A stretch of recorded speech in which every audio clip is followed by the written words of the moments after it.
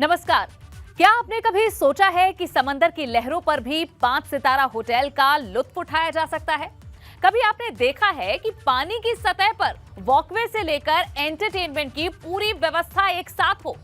नहीं सुना है या देखा है तो आज हम आपको वो सब दिखाएंगे जो आपको बिल्कुल स्वर्ग सी फीलिंग देगा।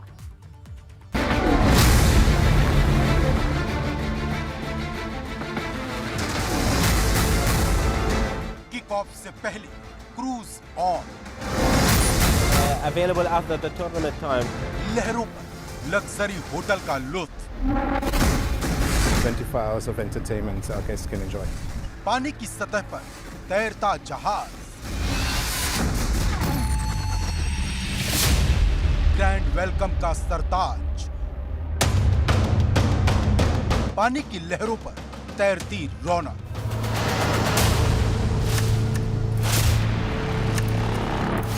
स्वर्ग से सुंदर समंदर, जहाज है या जहान है। फीफा का फीवर लोगों पर चढ़ने वाला है। खेल के इस महाकुंभ में लाखों लोग दोहा का रुख करने वाले हैं। टूर्नामेंट का पहला मुकाबला 60,000 की दर्शक क्षमता वाले अल बायत स्टेडियम में खेला जाएगा।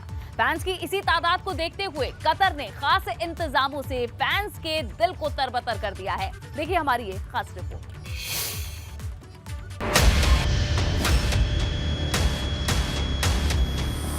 समंदर की लहरों पर लग्जरी लाइफ, पानी की धारा पर स्वर्ग सा बहारा, 22 मंजिल के होटल, एक साथ 7 स्विमिंग पूल, होटल में लग्जरियस कमरे, बेहतरीन बाथ टब, खरीदारी के लिए शॉपिंग गैलरी, मनोरंजन के लिए 5 नए हाईटेक थिएटर, हर जगह बड़े बड़े स्क्रीन, हाइजेनिक कैफेटेरिया, 104 मीटर का आउटडोर वॉकवे, क्रूज में 2626 केबिन और भी बहुत कुछ। आप सोच रहे हैं कि हम किस देश, शहर या होटल के बारे में आपको बताने जा रहे हैं। आप अगर ऐसा सोचते हैं तो बिल्कुल गलत है। ये वो सुविधाएं हैं जो जमीन पर नहीं बल्कि समंदर की लहरों पर उपलब्ध हैं, वो भी आपके लिए। समंदर की लहरों के साथ साथ आलीशान तरीके से लग्जरियस लाइफ आप कुछ दिनों तक यहाँ बेफिक्र होकर गुजार सकते हैं। हर तरह की हाईटेक सुविधा इस क्रूज पर मुहैया कराई गई है। दरअसल ये एक तैरता हुआ होटल है जिसमें 5 सितारा होटल से भी कहीं ज्यादा सुख सुविधाएं हैं। इस क्रूज में हर वो सुख सुविधा मौजूद है जिसे पाने की चाहत हर किसी को होती है। दरअसल 20 नवंबर से कतर में फीफा वर्ल्ड कप का महाकुंभ लगने वाला है। फैंस के स्वागत के लिए दोहा ने ऐसी बेजोड़ तैयारी की है। We are so happy to accommodate the first ship at Doha Old Port, and we are waiting to accommodate the second and the third one at the same place. जहाज में 104 मीटर का आउटडोर वॉकवे है और सभी उम्र के लोगों के लिए मनोरंजन की तमाम व्यवस्थाएं, जिसमें 3 नए संगीत कार्यक्रम, 5 नए थिएटर प्रदर्शन, 4 जगहों पर लाइव की व्यवस्था है। जहाज फ्लोटिंग होटल में सबसे बड़ा एरिया बच्चों के लिए बनाया गया है, जिसे 766 वर्ग मीटर से ज्यादा के एरिया में बनाया गया। नवजात बच्चे से लेकर 17 साल के बच्चों तक के लिए खास व्यवस्था की गई है। It's a sustainable option from the accommodation part, so we will have enough more rooms and different option for the fans, and of course it will not be available after the tournament time. दरअसल 20 नवंबर से खेल का महाकुंभ लगने वाला है। Fans के स्वागत के लिए कतर की राजधानी दोहा पूरी तरह से तैयार है। इस बीच अभी से कई देशों से फुटबॉल के चाहने वाले दोहा पहुंचने लगे हैं, जिनके वेलकम के लिए यह आलीशान क्रूज लाइनर समंदर की लहरों के बीच स्वर्ग सा अनुभूति कराता है। Bureau report, ABP Ganga.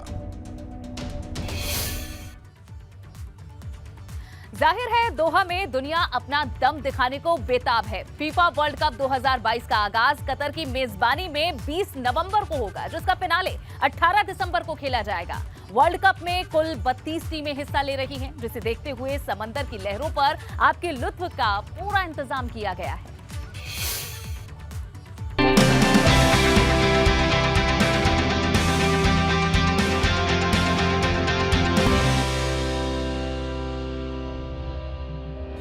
समंदर के सीने पर एक आलीशान जहाज खड़ा है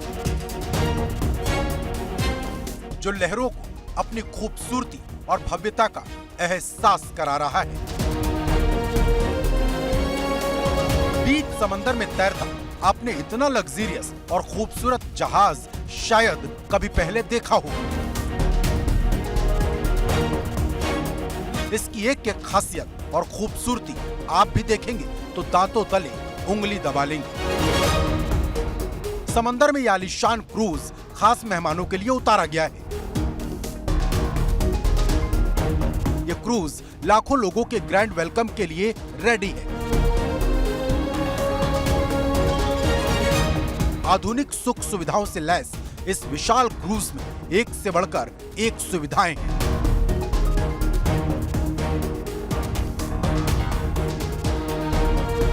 अब जरा इसमें क्या क्या सुविधा है उसे भी जानिए। क्रूज लाइनर एक फ्लोटिंग होटल है।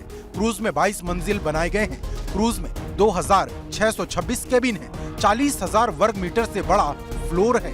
104 मीटर का आउटडोर वॉकवे है। मनोरंजन की हाईटेक व्यवस्था है। सभी उम्र के लोगों के मनोरंजन की व्यवस्था है। बच्चों के लिए क्रूज में खास इंतजाम है। On board World Europa, we have 33 restaurants and lounges, different experiences, so all immersive. We have shows in 3 different locations. We have attractions such as the longest dry slide at sea, bumper cars, roller disco, drone academy. We have a yacht club, which is our biggest yet. And overall, there is always something on, so it's 24 hours of entertainment our guests can enjoy. दरअसल FIFA world cup का सुरूर जल्द ही fans पर चढ़ने वाला है। FIFA world cup का आगाज 20 नवंबर को होगा। जाहिर है किक ऑफ से पहले ये क्रूज फैंस के लिए ऑन हो चुका है। फीफा वर्ल्ड कप 2022 के लिए कतर की राजधानी दोहा पूरी तरह से तैयार है। इस बीच अभी से कई देशों से फुटबॉल के चाहने वाले दोहा पहुंच रहे। कतर आने वाले फैंस के शौक का ख्याल रखने के लिए समंदर में ये क्रूज लाइनर मौजूद है। समंदर में तैरने वाला ये क्रूज एक नहीं है बल्कि ऐसे 3 क्रूज लाइनर्स लहरों पर उतर गए हैं।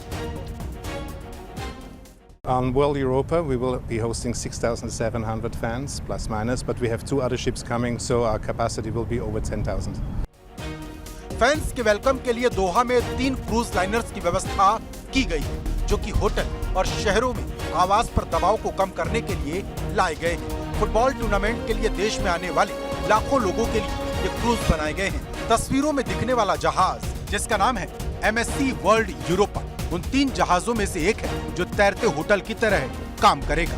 Bureau report, ABP Ganga.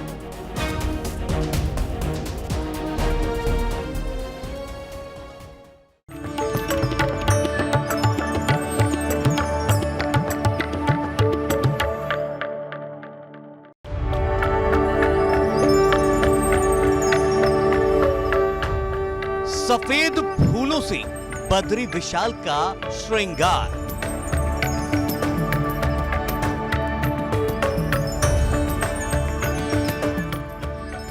बर्फ की सफेद चादर में लिपटे बाबा केदार। आसमान से फूलों की तरह बर्फ की वर्षा।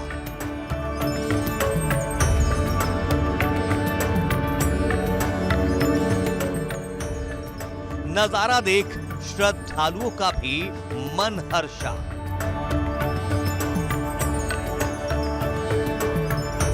कुदरत ने किया बद्री केदार का श्रृंगार।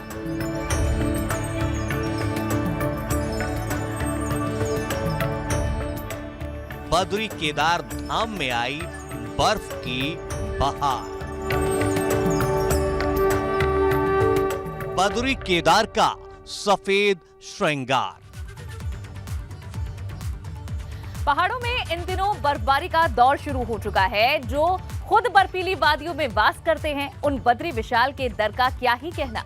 लगातार हो रही बर्फबारी के बाद बद्रीनाथ का दरबार ऐसा नजर आ रहा है जैसे सफेद फूलों से कुदरत ने श्रृंगार किया।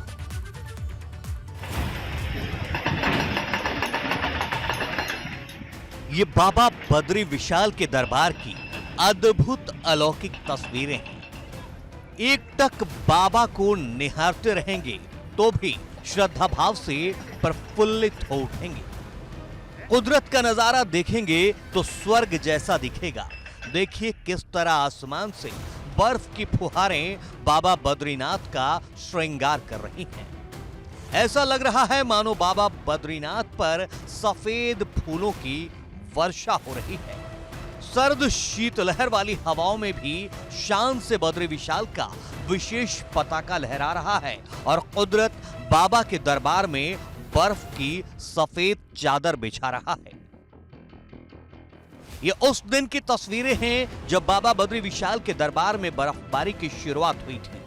9 नवंबर को मौसम का मिजाज अचानक बदला और फिर इंद्रदेव बादलों में कहीं गुम हो गए। मौसम का मिजाज बदलते ही बर्फबारी शुरू हो गई। पूरे दिन और पूरी रात बर्फबारी होती रही, जिससे कड़ाके की ठंड तो शुरू हुई। बद्रीनाथ धाम में नर नारायण संतोपद समेत कई चोटियां बर्फ से ढकने लगी। 9 नवंबर की पूरी रात हुई बर्फबारी के बाद का नजारा देख लीजिए। ये 10 नवंबर के सुबह की तस्वीरें हैं। जहां तक नजरें उठाएंगे बाबा बद्री विशाल का दरबार बर्फ की सफेद चादर से ढका नजर आएगा। क्या पेड़ क्या पहाड़ सब बर्फ की चादर में सिमट आए हैं। पहाड़ की चोटियों पर बर्फ, पेड़ की टहनियों पर बर्फ, कार, घर, मकान, दुकान, सब जगह बर्फ ही बर्फ दिखाई दे रहा है। बद्री विशाल के दर्शन को आए श्रद्धालुओं को दोहरी सौगात मिली है। बाबा के दर्शन का लाभ तो मिला ही, कुदरत के नजारे देखकर चेहरा भी खिल उठा है। यहाँ आकर जो है बहुत अच्छा लगा हमें। ऐसा जीवन में भी कभी नहीं सोचा था जैसा दृश्य आज देखने को मिला है। यहाँ पे बहुत खुशी है। यहाँ पे पहली बार आया हूँ। यहाँ काफ़ी अच्छा लग रहा है देख के। ठंड भी काफ़ी है पर अच्छा लग रहा है। बताया जा रहा है लगातार हुई बर्फबारी के चलते बद्रीनाथ धाम में 2 इंच से ज्यादा बर्फ जम गई है। बद्रीनाथ धाम का कोना कोना बर्फ की सफेद चादर से ढक गया है और बर्फबारी के बाद बद्रीनाथ धाम का नजारा पहले से ज्यादा अद्भुत और अलौकिक नजर आ रहा है। हाँ, ये और बात है कि बर्फबारी के चलते बद्रीनाथ धाम में कड़ाके की ठंड पड़ने लगी है। Bureau report, ABP Ganga. बाबा केदारनाथ का दरबार भी इन दिनों स्वर्ग जैसा नजारा पेश कर रहा है। जहां तक भी नजरें उठती हैं, बर्फ की सफेद चादर ही नजर आती है। यहां तक कि हेलीपैड भी बर्फ की मोटी चादर से ढक गया है।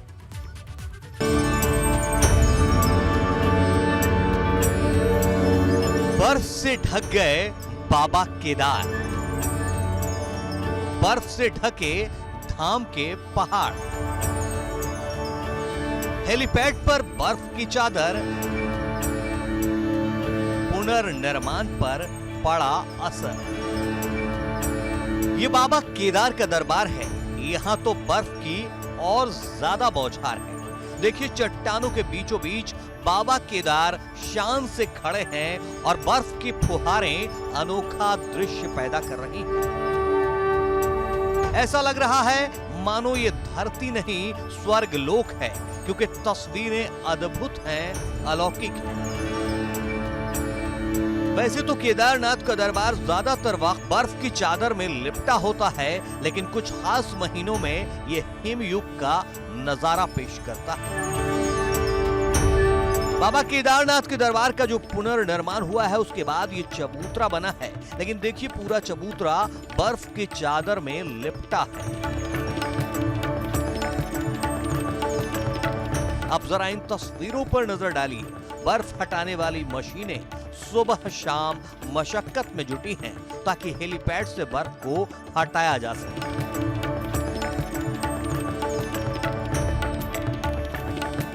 ये बाबा केदारनाथ धाम में बना हेलीपैड है, जहां लगातार हुई बर्फबारी के बाद कई इंच मोटी बर्फ जमी है। बर्फबारी के चलते एक नई मुश्किल पैदा हो गई है। केदारनाथ धाम में चल रहे पुनर्निर्माण कार्यों में बर्फबारी बाधा पहुंचा रही है। पिछले कुछ दिनों से केदारनाथ धाम में रुक रुक कर हो रही बर्फबारी से निर्माण कार्यों पर खासा असर पड़ा है। दरअसल दिसंबर के आखिर तक केदारनाथ धाम में पुनर्निर्माण कार्य किए जाने हैं, लेकिन मजदूरों के सामने कपकपाती ठंड में काम करना किसी चुनौती से कम नहीं। नवंबर में भी हम लोग और आगे आने वाले महीनों में भी कार्य को गति देने के लिए प्रयत्न कर रहे हैं। इसमें काफ़ी हमारी लेबर अभी भी केदारनाथ धाम में निर्माण कार्य में लगी है। जो मुख्य निर्माण कार्य अभी चल रहे हैं और शीघ्र ही पूर्ण होने जा रहे हैं, उनमें हमारे वाटर एटीएम है और गेस्ट हाउसेस हैं, पुलिस स्टेशन है। इसके साथ ही जो हमारा क्यू मैनेजमेंट सिस्टम है मंदाकिनी साइड में, उसका भी निर्माण कार्य तेजी से चल रहा है। केदारनाथ धाम में आपदा के बाद से पुनर्निर्माण कार्य जारी है, जो शीतकाल में भी किए जाते हैं, क्योंकि इस दौरान धाम बंद रहता है तो श्रद्धालुओं की भीड़ नहीं होती। लेकिन धाम में जब ज्यादा ही बर्फबारी होती है तो निर्माण कार्यों को रोकना पड़ता है और मजदूर भी धाम से वापस आ जाते हैं। केदारनाथ धाम में इन दिनों सुबह और रात के वक्त तापमान -8 से 10 डिग्री तक नीचे लुढ़क रहा है। केदारनाथ धाम में इस बार 31 दिसंबर तक निर्माण कार्य जारी रखने का लक्ष्य रखा गया है, लेकिन मौसम ने साथ दिया तभी ऐसा मुमकिन हो पाएगा, क्योंकि जिस तरह से अभी से धाम में बर्फबारी हो रही है उससे लगता नहीं कि दिसंबर तक काम किया जाना संभव हो पाएगा। क्योंकि केदारनाथ धाम में दिसंबर महीने में बर्फ जमनी शुरू हो जाती है। दिसंबर के अंत तक 5 से 6 फीट तक बर्फ जम जाती है। Bureau report, ABP Ganga. बाबा बद्री विशाल और बाबा केदार के दर का हाल तो आपने देख लिया, लेकिन इसी पहाड़ में सैलानियों की एक पसंदीदा जगह औली है। औली में भी इस बार चमत्कार हुआ है। नवंबर के महीने में ही सीजन की पहली बर्फबारी हुई है, जिससे पर्यटन कारोबारियों के चेहरे खिल उठे हैं। केदारनाथ और बद्रीनाथ धाम में हुई बर्फबारी तो आपने देख ली, अब जरा सैलानियों की सैरगाह औली का भी नजारा देख लीजिए। ये ड्रोन से ली गई तस्वीरें हैं। हरियाली की चादर वाली औली बर्फ की सफेद चादर में लिपटी है। औली और गैरसो बुग्याल में भी इस सीजन की पहली बर्फबारी हुई है। बर्फबारी के बाद औली का नजारा बेहद खूबसूरत लग रहा है। हालांकि अभी औली में हल्की बर्फबारी हुई है तो नजारा ऐसा है, सोचिए जब जबरदस्त बर्फबारी होगी तब आलम कैसा होगा। लेकिन नवंबर महीने में हुई बर्फबारी पर्यटन कारोबारियों के लिए खुशियों की सौगात लेकर आई है। तभी तो देखिए स्थानीय लोग सीजन की पहली बर्फबारी का दिल खोलकर स्वागत कर रहे हैं। स्थानीय लोगों को उम्मीद है कि इस बार भारी बर्फबारी होगी, जिससे पर्यटकों की संख्या बढ़ेगी। औली में 10 नंबर टावर से और कृत्रिम झील तक हल्की बर्फबारी हुई है। इस साल वक्त से पहले हुई बर्फबारी से आगे अच्छी खासी बर्फबारी की उम्मीद भी जगी है। इसलिए 2 से 8 फरवरी तक होने वाले नेशनल स्कीइंग चैंपियनशिप और अंतर्राष्ट्रीय स्तर की फेस रेस के सफल आयोजन की उम्मीदें भी परवान चढ़ने लगी हैं। औली में हुई बर्फबारी की खबर सैलानियों तक पहुंच चुकी है, जिसका असर है कि 25 दिसंबर तक के लिए सभी होटलों की बुकिंग हो चुकी है। Bureau report, ABP Ganga. और इसी के साथ हमारी इस खास पेशकश में फिलहाल के लिए बस इतना।